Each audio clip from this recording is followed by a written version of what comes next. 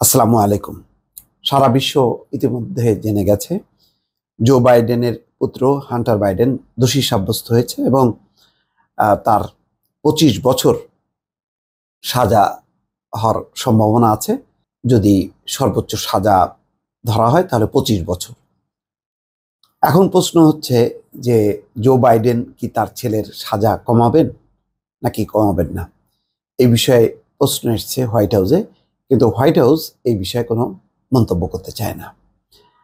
আর Joe Biden ইতিমধ্যে বলেছেন যে তিনি আইনের প্রতি শ্রদ্ধাশীল এবং যুক্তরাষ্ট্রের বিচার বিভাগ যে রায় দেবে সেই রায় প্রতি তিনি শ্রদ্ধা দেখাবেন। অন্যদিকে এই রায়ের পরপরই তিনি তার ছেলেকে জড়িয়ে ধরেছেন, তার চোখের পানি অনেকে দেখেছে এবং তিনি বলেছেন যে ছেলের প্রতি তার ভালোবাসা অবশ্যই থাকবে, কিন্তু একই সঙ্গে তার আইনের প্রতিও শ্রদ্ধা থাকবে।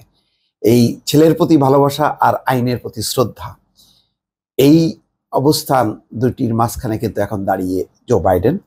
জো বাইডেন ইচ্ছা করলে তার ক্ষমতা বলে তিনি অনেক কিছু করতে পারেন। যুক্তরাষ্ট্রের প্রেসিডেন্ট, তার এই ক্ষমতা চ্যালেঞ্জ করার কেউ নেই। তার ক্ষমতা বলে তিনি সাজা কমাতে পারেন, মওকুফ করতে পারেন, অনেক কিছুই করতে পারেন।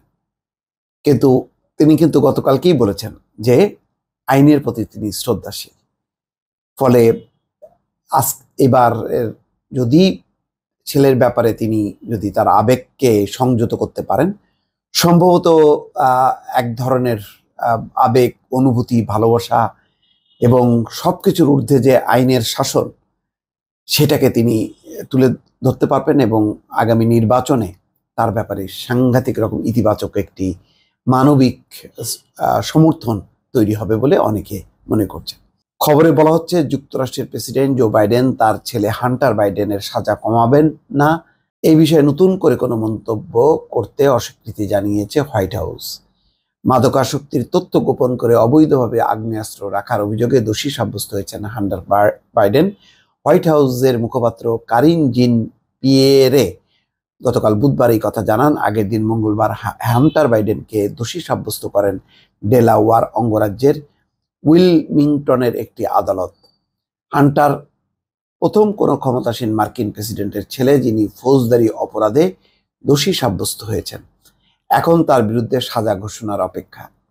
যেসব অভিযোগে হান্টার দোষী সাব্যস্ত হয়েছেন তাতে তার সর্বোচ্চ 25 বছর পর্যন্ত কারাদণ্ড হতে পারে। ফৌজদারি অপরাধে দণ্ডপ্রাপ্ত ব্যক্তির সাজা কমানো কিংবা তাকে ক্ষমা করে দেওয়ার বিশেষ ক্ষমতা রয়েছে মার্কিন প্রেসিডেন্টের। তাই সাজা হলে ছেলে হান্টারকে ক্ষমা করবেন বাইডেন, এই প্রশ্ন এখন অনেকের মনে। এই বিষয়ে কারিন জিন পিয়েরেকে প্রশ্ন করেন সাংবাদিকরা। জবাবে তিনি শুধু বলেন, নতুন করে বলার কিছু নেই, এই বিষয়ে যা বলার প্রেসিডেন্ট আগেই বলেছেন। হান্টারকে দোষী সাব্যস্ত করার আগেই বাইডেন বলেছে তিনি তার ক্ষমতা বলে ছেলেকে ক্ষমা করে দেবেন না। মঙ্গলবার হান্টারকে দোষী সাব্যস্ত করার পরও বাইডেনকে একই অবস্থান প্রকাশ করতে দেখা গেছে। ওই দিন এক বিবৃতিতে তিনি বলেন, এই মামলায় যে রায় আসুক তিনি বিচার প্রক্রিয়ার প্রতি শ্রদ্ধাশীল থাকবেন। এই বিষয়ে হোয়াইট হাউসের মুখপাত্র সাংবাদিকদের বলেন, হান্টারের সাজা কমানো বা তাকে ক্ষমা করার বিষয়ে তিনি বাইডেনের সঙ্গে কোনো কথা বলেননি। গত সপ্তাহেই বাইডেন এক সাক্ষাৎকারে বলেছেন তিনি ছেলেকে ক্ষমা করতে নিজের ক্ষমতা খাটাবেন না। দর্শক, বুঝতে পারছেন যে আমাদের দেশে মাদকাসক্তির তথ্য গোপন করে অস্ত্র নিয়ে এটা অপরাধ হিসেবেই হয়তো সামনে আসতো না, কিন্তু যুক্তরাষ্ট্রে এসছে এবং তাদের যে জুরি বোর্ড, তারা 3টা অভিযোগে 10, 10, 5, 25 বছর পর্যন্ত তারা এখন শাস্তি দিতে পারে এবং উইদিন শর্ট টাইমের মধ্যে, সময়সীমার মধ্যে সেই শাস্তির ঘোষণা করবেন। কিন্তু জো বাইডেন বলেছেন বিচার প্রক্রিয়ার প্রতি তার শ্রদ্ধা আছে এবং এটা স্বাধীন নিরপেক্ষভাবে তারা করেছে।